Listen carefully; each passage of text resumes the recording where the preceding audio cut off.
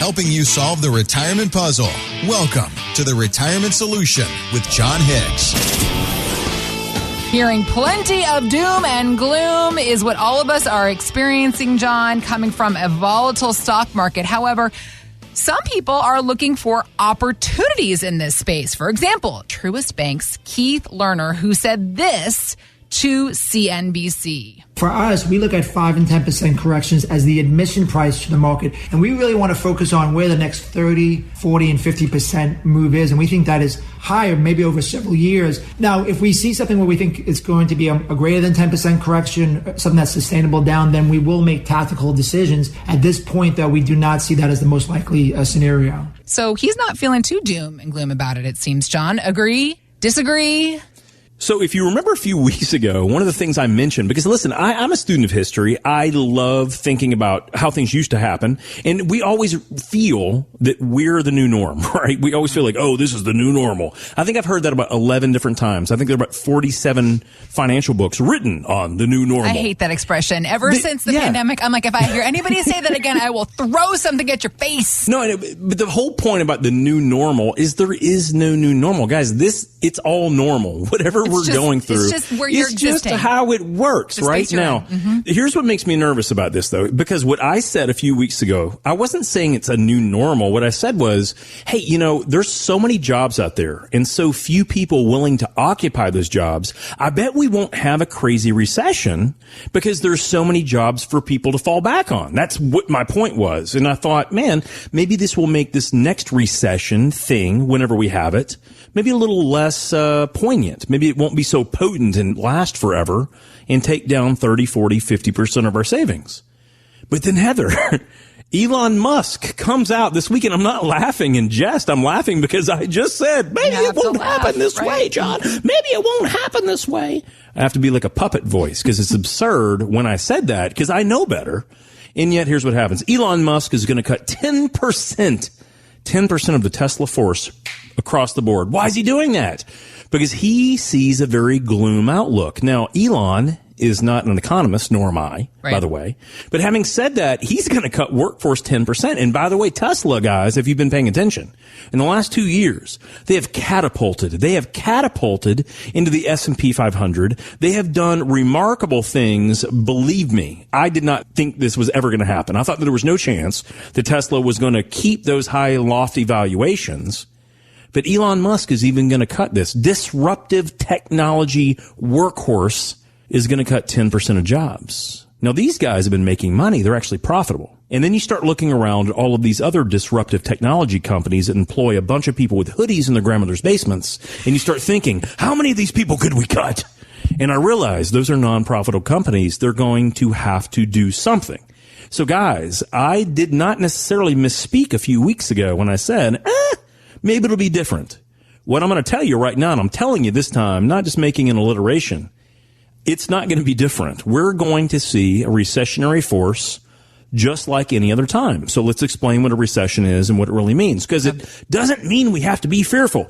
It doesn't mean we have to be freaked out. It doesn't mean we can't retire. It doesn't mean we can't earn income. It doesn't mean we can't do all the things we want to do. But there's going to be a different circumstance, right?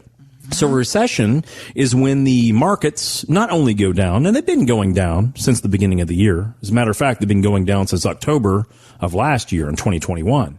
But if you look at that, it's not just the markets that lead the way. All of a sudden, companies no longer are hiring.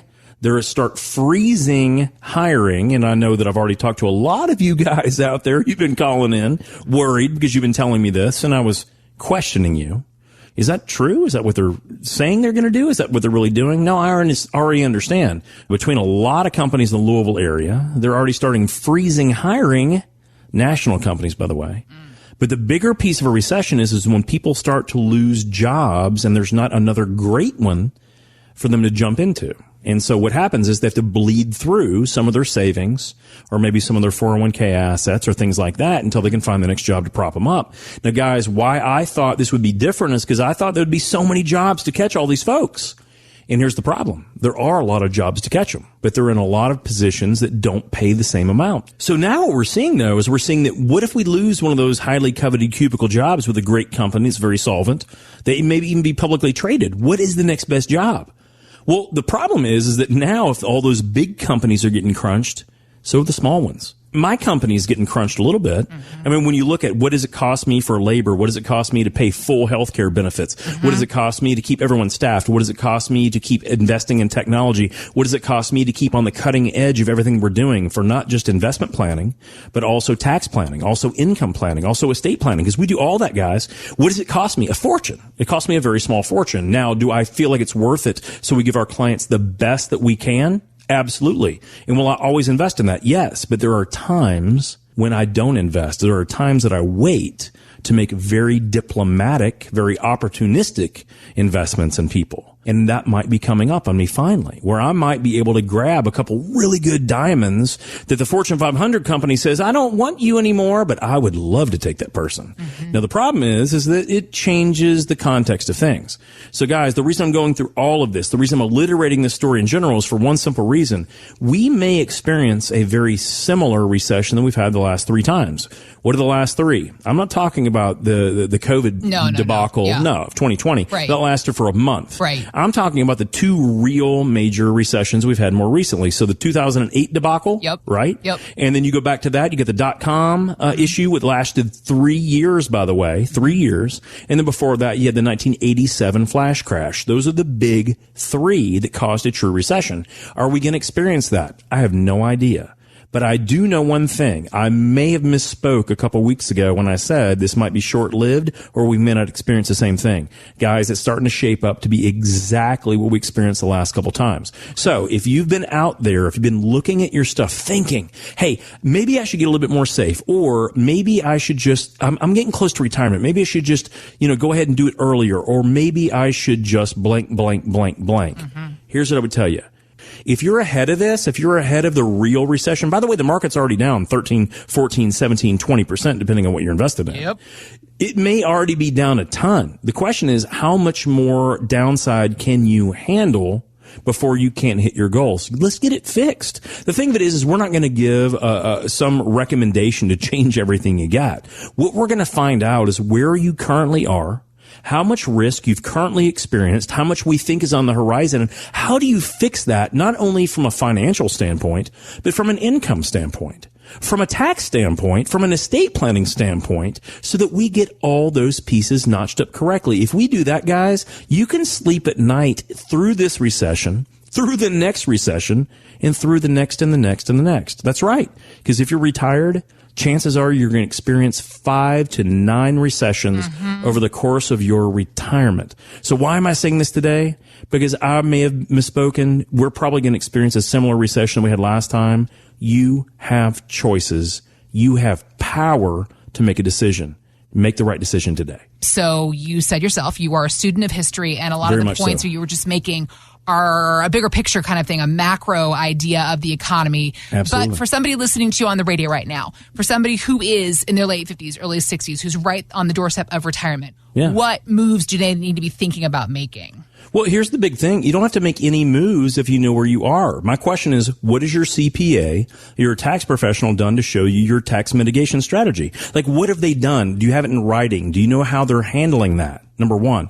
Number two, how is your income going to work out if you want to retire in the next 3 years, let's say, and if the market is, let's say that it doesn't go terribly down further, it just doesn't come back up in the next 3 years. We just stay down like we currently are. How are you going to derive that income? Do you have a written income plan?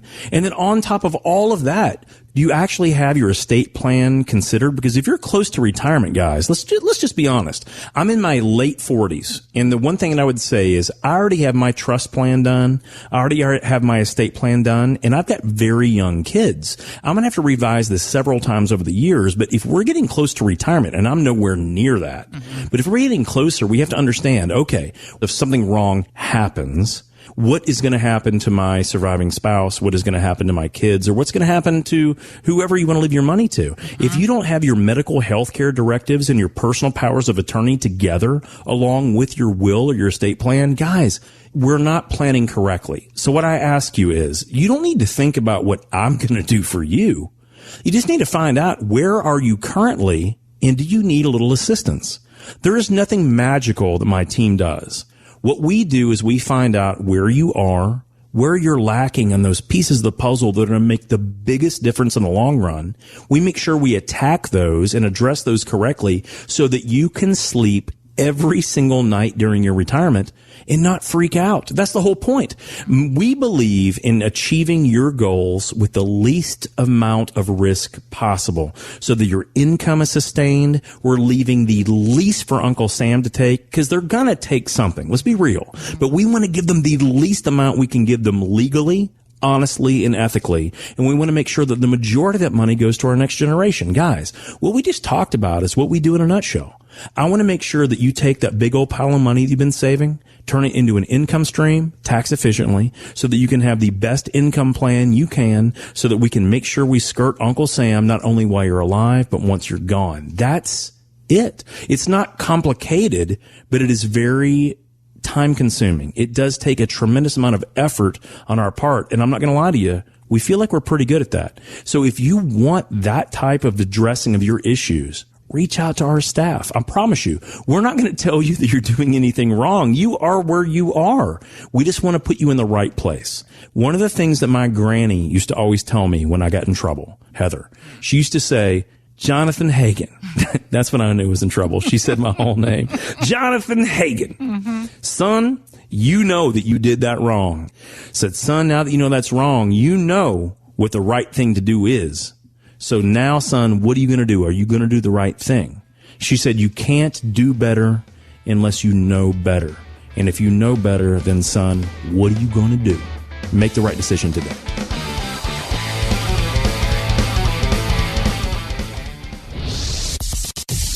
Have questions for John? Drop us an email at retirementsolutionradio.com. J. Hagan Capital Inc. is not licensed in all 50 states. To find out if Integrity Financial Planning Inc. is licensed in your state, please call 502-690-5635. J. Hagan Capital Inc. is not affiliated with nor endorsed by the Social Security Administration or any other government agency and does not provide legal or tax advice. Annuity guarantees rely solely on the financial strength and claims paying ability of the issuing insurance company. By contacting us, you may be provided with information about insurance and annuity products offered through John Hicks, NPN number 2293473.